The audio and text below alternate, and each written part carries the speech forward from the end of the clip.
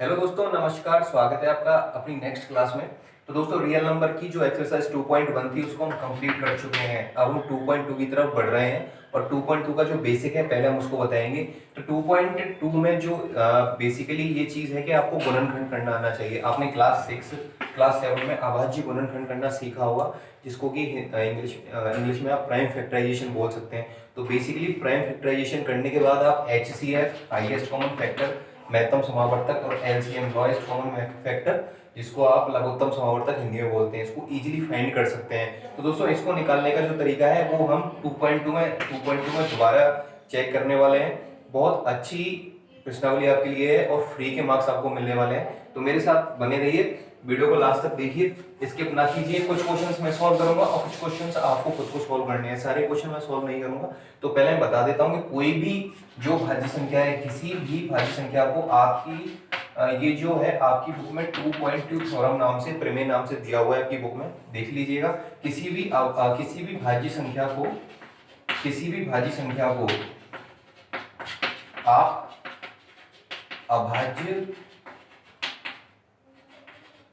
अभाज्य गुणनखंड के गुणनफल के रूप में व्यक्त कर सकते हैं। अब इसमें इंग्लिश में इसको क्या बोलेंगे? Any dividable number, any positive dividable number will be divide by prime numbers, या उसके जो गुणनखंड होंगे, फैक्टर्स होंगे, वो प्राइम फैक्टर्स होंगे और उस नंबर को हम प्राइम फैक्टर्स के मल्टीप्लाई के रूप में लिख सकते हैं। कैसे लिखेंगे ये हम सॉल्व करेंगे अभी, ठीक है? तो इसका ध्यान रखना है आपको। ये बहुत सही, बहुत अच्छी प्रमेय है। इसी प्रमेय से ही आपके, इसी थ्योरम से ही आपके 2.2 के सारे क्वेश्चन होने वाले हैं। वीडियो को देखते रहिएगा, स्किप ना कीजिएगा। तो शायद उम्मीद करता हूँ ये हम लिख लिया होगा। तो अगर आप नहीं लिख पाते हैं, थोड़ा जल्दी हो जाता है, तो आप वीडियो को बीच में पॉज कीजिए, उसके बाद अपनी कॉपी में आप इसको लिख सकते हैं, नोट्स की बुक में। तो दोस्तों, ये जो पहला क्वेश्चन है वो मैं कराने चाह रहा हूँ आपसे।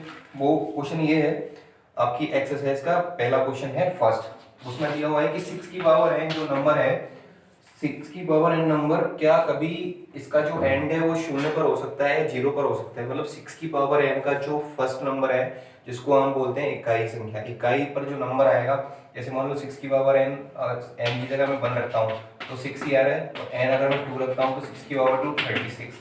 तो फर्स्ट प्लेस पर जो नंबर आ रहा है, ठीक है, इकाई डिजिट पर जो नंबर आ रहा है, इकाई प्लेस पर, वो 0 आ सकता है क्या? ये हमें शो करना है 6 की पावर n पर।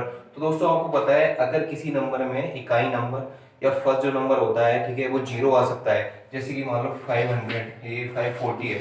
अब इस नंबर में फर्स्ट प्लेस पर 0 आ रहा है। अगर फर्स्ट प्लेस पर 0 आ रहा है तो कैसे पता लगेगा कि ये 0 पर एंड होगा या नहीं होगा?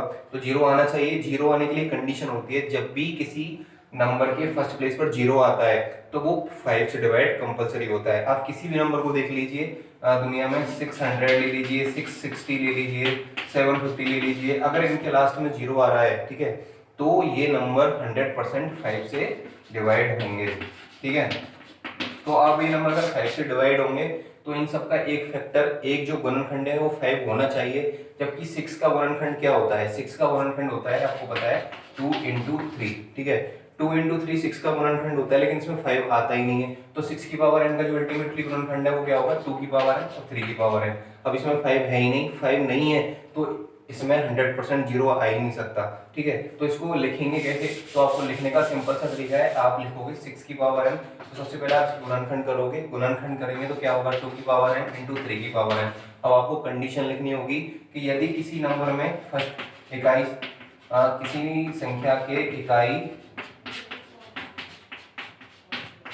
जगह पर 0 हो तो वो 5 से विभाजित होता है। Any number which has 0 in first place then it will be divided by 5, ठीक है। बट लेकिन यहाँ पर और उसका एक फैक्टर और उस संख्या का एक गुणनखंड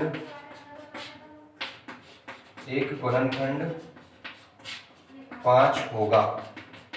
लेकिन आप यहाँ पर देख सकते हैं, लेकिन 6 की पावर n, 6 की पावर n संख्या का कोई गुणनखंड 5 नहीं है, तो 5 नहीं है, इसलिए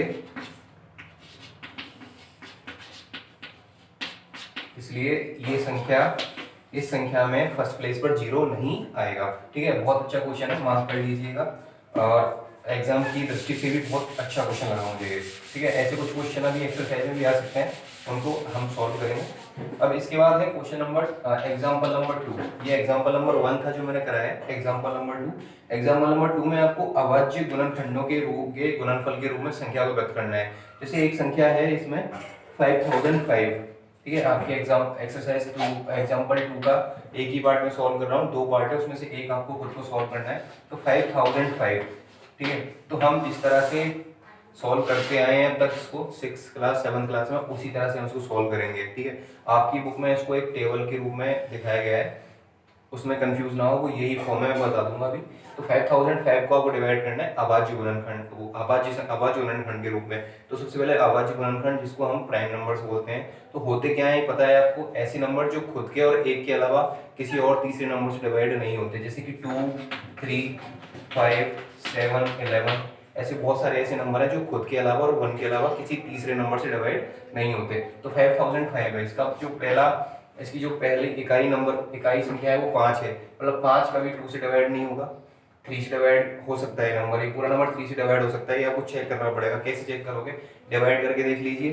तो 5005 में 3 का डिवाइड करेंगे तो 3 1 जा 3, ये आएगा 20, 3 6 जा, और फिर 6 जा, और तो ये 3 से भी डिवाइड नहीं हो रहा है, तो ये डायरेक्ट नंबर 5 से डिवाइड करता हूँ इसको। तो 5 से जब इसको डिवाइड करेंगे तो आएगा 1001। ठीक है, अब किस नंबर से डिवाइड होगा ये हम देख लेते हैं। हम देखते हैं, सबसे पहले हम छोटे से स्टार्ट करते हैं, मतलब 2 से स्टार्ट करोगे आप, ऐसा नहीं आप अल्टीमेटली कोई नंबर ले लेते हो। अगर आपको एक्सपीरियंस हो गया करते करते तो आप कर सकते हो, लेकिन अगर आपको नहीं आता है तो आप 2 से स्टार्ट कीजिए। पहले 2 से डिवाइड कीजिए, नहीं हो रहा है तो फिर 3 से भी नहीं हो रहा है तो फिर 5 से नहीं होता है तो 7, 11, ऐसे ही आगे चलता रहेगा। तो ठीक है, 3 से आप इसको डिवाइड करके देखते हैं। 2 से नहीं डिवाइड होगा क्योंकि ये ऑड नंबर है, विषम संख्या है फर्स्ट प्लेस पर। अगर ये इवन नंबर होता तो ये 2 से डिवाइड होता, अब ये 2 से डिवाइड नहीं होगा। तो अब हम 3 से करके देखते हैं क्या 3 से पॉसिबल है। तो 3 से डिवाइड करके देखेंगे तो 3 3 जा 9, 3 3 जा 9 और 11, अब भी नहीं होगा। ठीक है, 5 से डिवाइड होगा नहीं क्योंकि 5 केवल 0 और लास्ट में 5 आता है, तभी डिवाइड कर सकता है। अभी 5 से भी नहीं होगा। 7 से करने की कोशिश करते हैं हम, तो 7 1 जा 7 और 3 का, तो 7 से डिवाइड हो जाएगा। ठीक है, आप थोड़ा प्रैक्टिस करेंगे तो ये चीज़ समझ में आएगी कि मैं इतनी जल्दी कैसे कर लेता हूँ। तो 107 1 जा 7, अब 10 - 7 3 बचेगा 30, 7 4 जा 28 और 7 3 जा 21, तो ये 7 से डिवाइड हो गया। अब ये 3 से डिवाइड हो सकता है क्या? 2 से, 3 से, 5 से, 7 से, 11 से, ये 11 से डिवाइड हो जाएगा। 11 बन जा 11 और 11 3 जा, ठीक है, अब ये 13 से डिवाइड होगा। तो आपके अल्टीमेटली प्राइम फैक्टराइजेशन अभाज्य गुणनखंड कौन कौन से आ रहे हैं इसमें? एक तो 5 है, एक 7 है, 11 13, तो ये जो नंबर्स हैं आपके अभाज्य गुणनखंड के रूप में आ रहे हैं। ठीक है, तो आपको अब इनको गुणनफल के रूप में आपको व्यक्त करना होगा। ठीक है, देख लीजिए सारे अभाज्य गुणनखंड ही आएंगे, कोई भी ऐसा नंबर नहीं आएगा जो अभाज्य गुणनखंड ना हो। तो इसको आप लिखोगे 5 × 7 × 11 मल्टीप्लाई 13, ये आपके नंबर्स हो गए हैं 5005 5 के। तो इस तरह से आपको क्वेश्चन सॉल्व करने हैं। आपकी बुक में क्वेश्चन नंबर जो फर्स्ट है वो पूरा अभाज्य गुणनखंड का है, वो आपको खुद को ही सॉल्व करना है, मैं एक भी पार्ट नहीं कराऊंगा। ठीक है, बहुत सिंपल है, डाउट्स आए तो कमेंट कीजिए। ठीक है मुझे। अब इसमें जो नेक्स्ट क्वेश्चन है वो आपको HCF और LCM निकालना है। HCF LCM निकालने के लिए भी हम यही यूज करते हैं। तो क्वेश्चन पहले सुन लीजिए। HCF LCM निकालने से पहले इसमें एक थ्योरम हो रहा है आपकी, वो ये है कि जब भी आप किन्हीं दो नंबर्स का, जैसे एक नंबर आपका कोई भी नंबर, एक नंबर लिया आपने, नंबर 1 उसको मैं लिख देता हूँ और एक नंबर 2 है। ठीक है, आप इन दोनों के HCF निकालोगे और इन दोनों का LCM निकालोगे। तो दोस्तों एक सिंपल सी ट्रिक होती है, ये वो होती है कि आप इन दोनों नंबर्स को मल्टीप्लाई कर लो, नंबर 1 इंटू नंबर 2। जब इन दोनों नंबर का मल्टीप्लाई करोगे तो इन दोनों नंबर का मल्टीप्लाई HCF और LCM के मल्टीप्लाई के बराबर आएगा। तो दोस्तों अगर आपको क्वेश्चन दिया जाए कि आप पहले नंबर 1 और नंबर 2 का HCF निकालो और LCM निकालो, ठीक है, तो आप चेक कर लो इस थ्योरम से, इस फॉर्मूला से कि हमने जो HCF LCM निकाले हैं वो सही है या नहीं है। अगर आप नंबर 1 नंबर 2 को मल्टीप्लाई करते हो, बाद में HCF LCM को मल्टीप्लाई करते हो, आंसर इक्वल आ जाता है, तो आपने HCF LCM को सही निकाला है, नहीं तो HCF LCM सही नहीं निकाले। इसके जो एप्लीकेशन है, जो क्वेश्चन में कैसे यूज़ होगा उसको हम सॉल्व करेंगे। इससे पहले आपकी बुक में क्वेश्चन है, उस क्वेश्चन में आपको HCF और LCM निकालना है, ठीक है।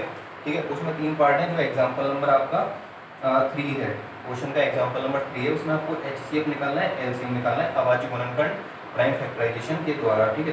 तो नंबर दे रखे हैं आपको 144, दूसरा नंबर है 180 और तीसरा नंबर है 192, ठीक है। तो मैंने 3 पार्ट कर लिए यहीं पे, ये तीनों पार्ट से मैं आपको क्वेश्चन सॉल्व करूंगा। तो 144 का निकालिए आप। 144 का कोई प्राइम फैक्टराइजेशन की जो विधि मैंने अभी की थी सॉल्व, वो सीधे करिए। तो 4 है, इवन नंबर है, 2 से डिवाइड हो जाएगा, 2 7 जा 40 और 2 2 जा 4, ठीक है। अब दोबारा 2 से डिवाइड कीजिए, 2 3 जा 2 6 जा, दोबारा 2 से कीजिए 18, अब 18 2 से फिर 9, अब 9 है 2 से डिवाइड नहीं होगा, लेकिन 3 से डिवाइड होगा, 3 3 जा और फिर 3 दोबारा 1 से होगा। तो आपके जो फैक्टर हो गए हैं इसमें 2, इसको मल्टीप्लाई के रूप में लिख लीजिए नीचे, 2 into 2 into 2 into 2 into 3 into 3, ठीक है। ये आ गए हैं आपके 144 के।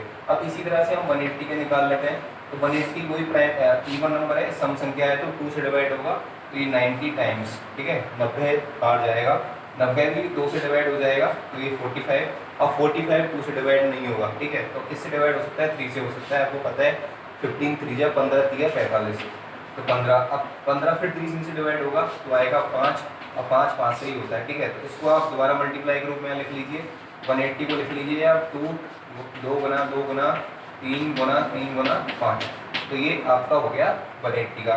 तो इसको मैं थोड़ा सा वो कर देता हूँ फैक्टराइजेशन, जिससे आपको समझ में आए। 144 के ये हैं, 180 के ये हैं। अब बात करते हैं 192 के। तो 192 को ही सम संख्या 2 से डिवाइड करते हैं, तो 2 8 9 जा और 2 6 जा, फिर 2 48 टाइम्स आएगा, फिर ये 24, ये 12, ये 6, ये 3 और ये 3 1।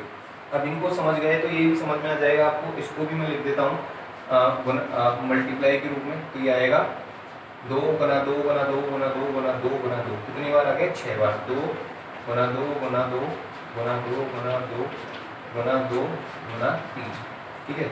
अब ये आप लिख लो। अब मैं क्या करता हूँ, हमको निकालना है HCF मतलब लघु महत्तम समावर्तक और LCM में ऊपर का इरेज कर देता हूँ। इरेज करने के बाद प्रॉपर ढंग से ये जो मैंने गुणनखंड किए हैं इनको मैं लिख देता हूँ।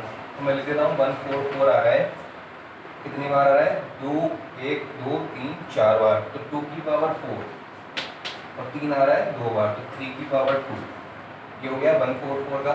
फिर आता है 180 का, 180 का हो गया 2 की पावर 2 इंटू 3 की पावर 2 इंटू 5 की पावर 1। अब आता है 192 का, तो 2 की पावर 3 गुना 2 की पावर 3, सॉरी 2 की पावर 6 लिख देता हूँ मैं डायरेक्ट यहाँ पर, और इंटू 3 की पावर 1। अब दोस्तों HCF और LCM, ठीक है। HCF जिसको आप इंग्लिश में बोलोगे, हिंदी में बोलोगे महत्तम समावर्तक, LCM लघुत्तम समावर्तक। तो HCF का मतलब हाईएस्ट कॉमन, मतलब जो तीनों में कॉमन आ रहा है वही नंबर्स ले रहे हैं आपको, जो नंबर्स कॉमन आ रहे हैं। तो देखो 2 यहाँ पर सिर्फ 2 बार आ रहा है, इसमें यहाँ 4 बार आ रहा है और यहाँ 6 बार आ रहा है, मतलब तीनों में 2 बार तो कॉमन आ ही रहा है।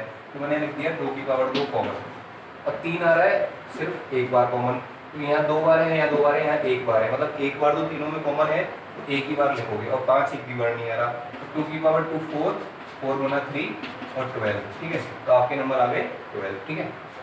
और LCM, अब LCM मतलब हाईएस्ट, सबसे ज़्यादा नंबर कितनी बार आ रहा है, तो 2 सबसे ज़्यादा कितनी बार आ रहा है, ये आ रहा है 6 बार, तो आप यहाँ पर 6 बार ही लिखोगे। ऐसा नहीं है कि आपने मेरी बीच का ले लिया तो ऊपर 4 ले लिया, नहीं, जो सबसे ज़्यादा आ रहा है, जो नंबर आ ही रहा है किसी न किसी में एक बार, उसको भी यूज़ करना है। और 3 कितनी बार आ रहा है, 3 2 बार आ रहा है, और 5 1 बार आ रहा है। तो इसको आप सॉल्व करोगे तो ये हो जाएगा 4 8 16 32 64 128,